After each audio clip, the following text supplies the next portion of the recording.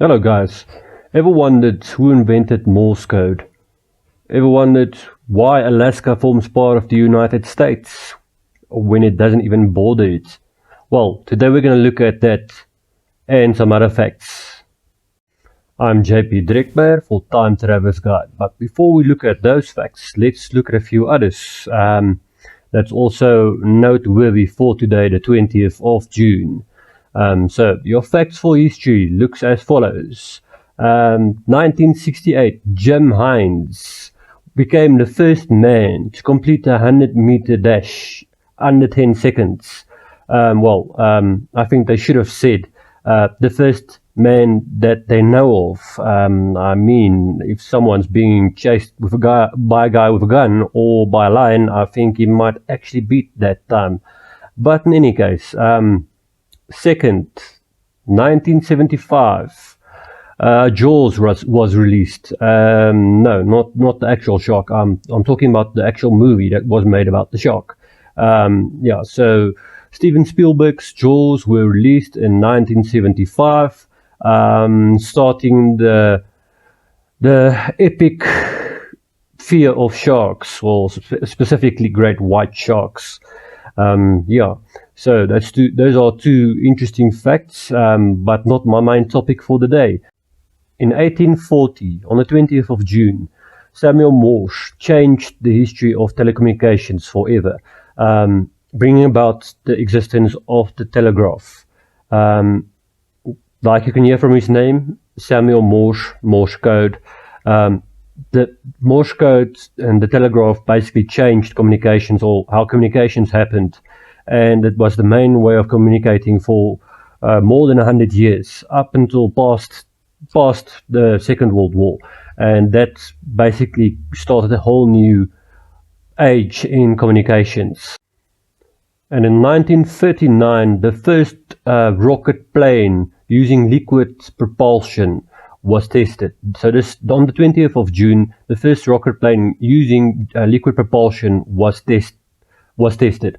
This was in Germany. By the first pilot that flew this plane was Erich Worsitz.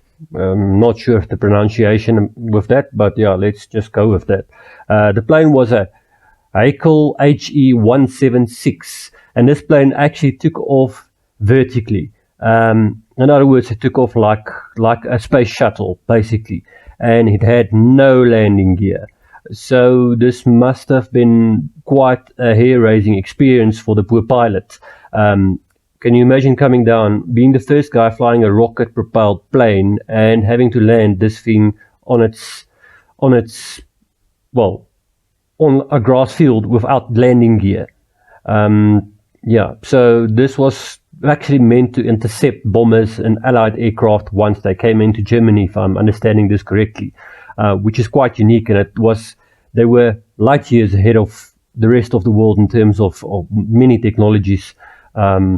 This was the first rocket-propelled plane, aircraft that was ever used or tested in 1939. Quite interesting. And then the last one for today, 1867, US President Andrew Johnson announces Alaska purchase.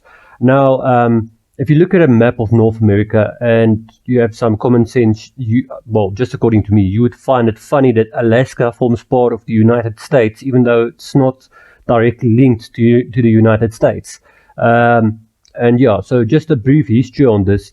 The announcement was made on the 20th of June, 1867, but the agreement was reached on the 30th of March in the same year.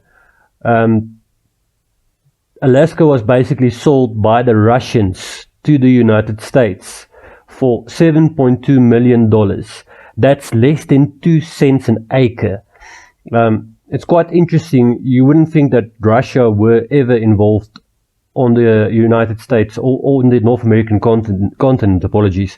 But the reason for this, basically the Russians after 1850, they were involved in a war as well at that stage, and they lost interest in Canada or North American continent because of financial reasons, and they were desperate for cash at that stage. I don't think they really realized how much gold there was in Alaska. Yeah, but so quite an interesting history to this. So the first discovery of Alaska by Europeans were made in 1741 by a Russian-led expedition. The expedition was led by Vitus Bering, probably where the Bering Strait gets its name from. I'm not sure, but most likely. Well, currently the population of Alaska is only standing at roughly 700,000 people, and it's the largest state of the United States, with almost the smallest population. Well, understandable if you look at the climate. It's quite harsh. It's frozen land, basically. Not many people willing to live in those circumstances. It's too bloody cold, if you ask me. Wouldn't mind visiting it, actually, but don't think I would like to stay there. Well, maybe, I don't know. But in any case, quite an interesting story behind this, and I think the United States could probably be lucky that the Russians didn't hold on to Alaska, considering the Cold War that followed, well, about 100 years after that. So yeah. So thank you guys, that's my story for tonight. Not gonna make it too long, but thanks for watching, and I hope you enjoy the content. Please subscribe down there, hit the bell to get notified of future uploads, and share. Thank you. Bye.